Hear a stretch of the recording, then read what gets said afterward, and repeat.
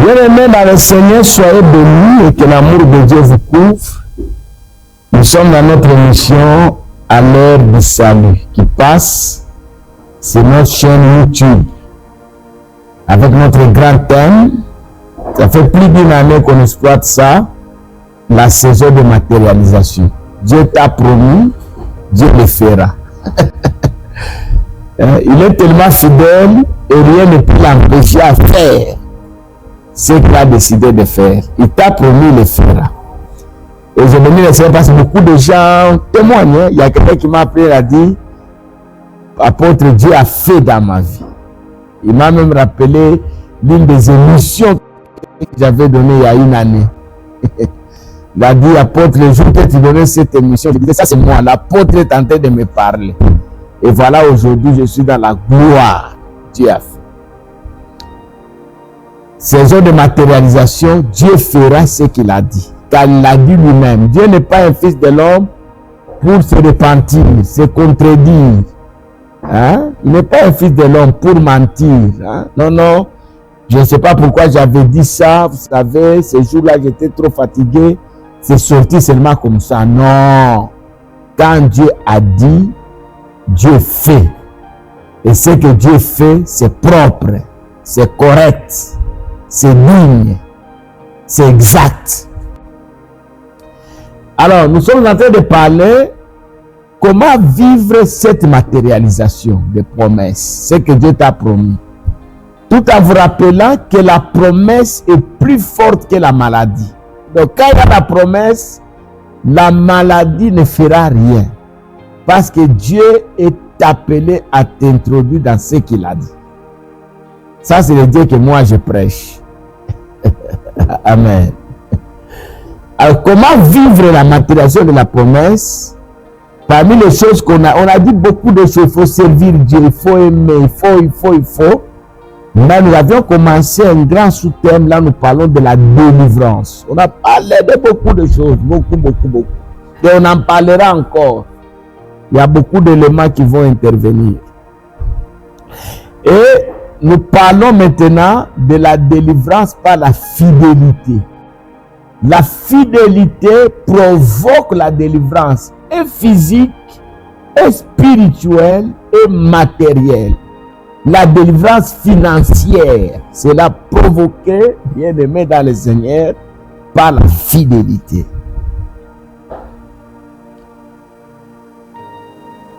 Pour ceux qui nous ont suivis la semaine dernière, on a dit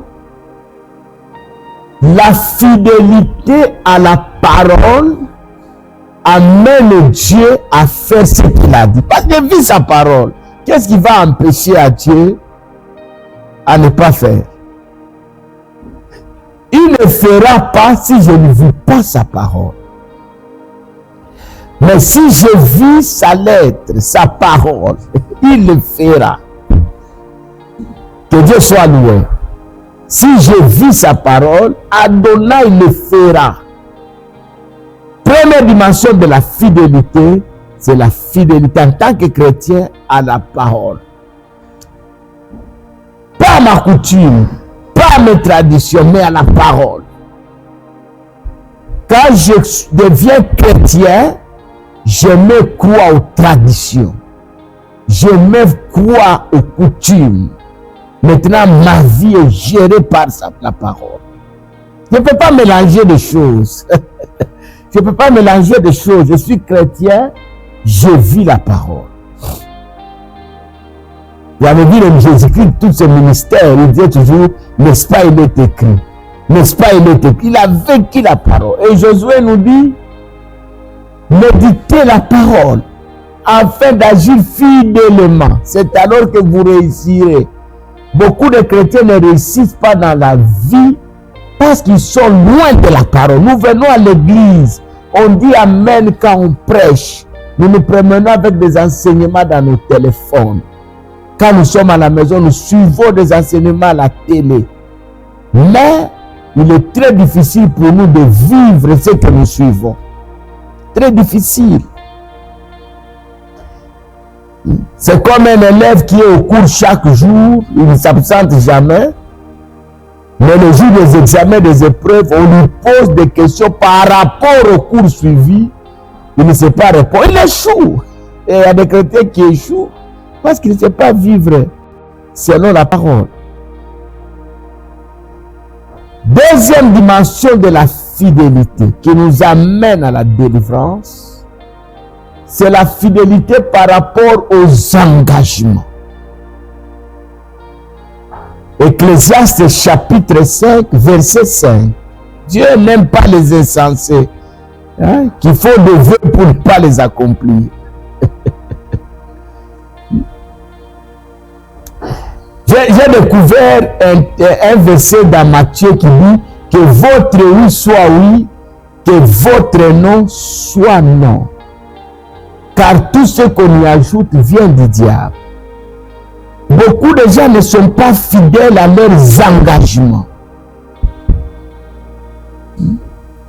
Ils viennent à l'église, ils portent des Bibles, ils exhortent les autres. Mais eux-mêmes, par rapport à leur vie, vous sentez qu'ils ne sont pas fidèles. Ils disent des choses pour ne pas les accomplir. Ils prêtent serment pour ne pas les respecter. Que Dieu soit loué. Ils ne respectent rien. Il dit oui le matin, le soir il dit non, je n'ai pas dit ça, vous m'avez mal compris. Ben, j'avais dit, mais je ne pensais pas que les choses devaient devenir comme ça. La fidélité ne dépend pas des saisons. La fidélité ne dépend pas des saisons. Un homme fidèle, il reste fidèle. Il reste fidèle, un homme fidèle. Quand Dieu m'a appelé au ministère, il m'a dit clairement, le vin n'entrera pas dans ta bouche.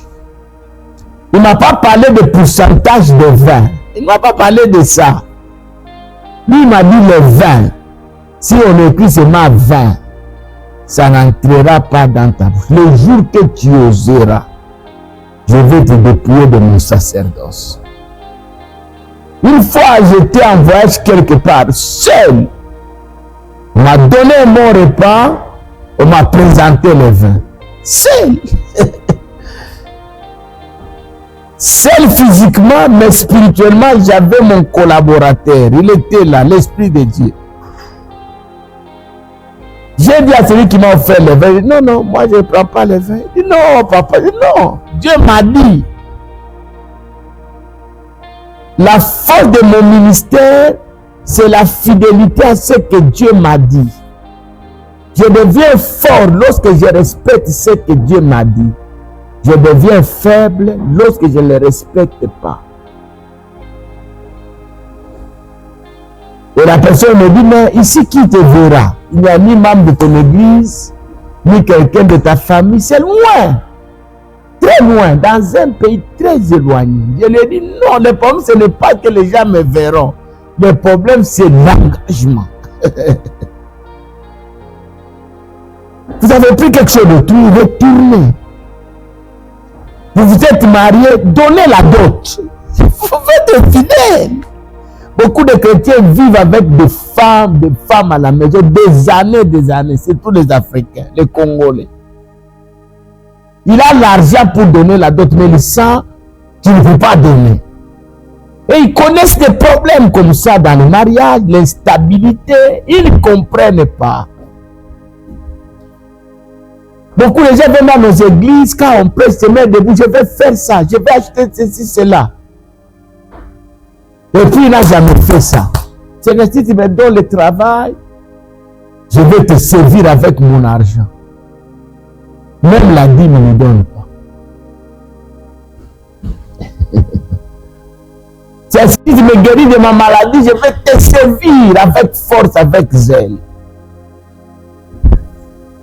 Dieu nous juge par rapport à la fidélité à nos engagements. J'ai pris l'engagement de torsionner l'église.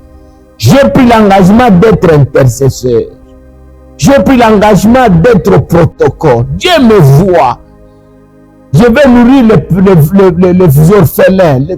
Ça ne change pas. Seigneur, si tu me donnes, je ferai. Dieu t'a donné ce que tu as fait. Et quand on ne fait pas, ça devient une porte d'accès des esprits. Et quand les esprits t'assiègent, ils entrent dans ta vie, vous allez voir que même les choses qui étaient faciles commencent à être compliquées. Vous avez des maladies compliquées au travail, les choses ne marchent pas, bien aimé dans le Seigneur. On se dit parfois, mais j'ai pris, pourquoi les choses ne tournent pas? Les choses ne tournent pas parce que je suis infidèle par rapport aux engagements. Que Dieu nous bénisse. Vous avez aimé la vidéo, partagez-la et prenez l'engagement de rester fidèle. Fidèle, quelle que soit la saison. Quelle que soit la saison. Tu as dit à Dieu, chaque mois je jeûnerai 3 jours pour que les âmes soient sauvées. Tu avais dit ça quand tu n'avais pas le travail. Depuis que tu as eu le travail, tu n'as plus le temps de jeûner. Partagez la vidéo, aimez-la, et à la prochaine.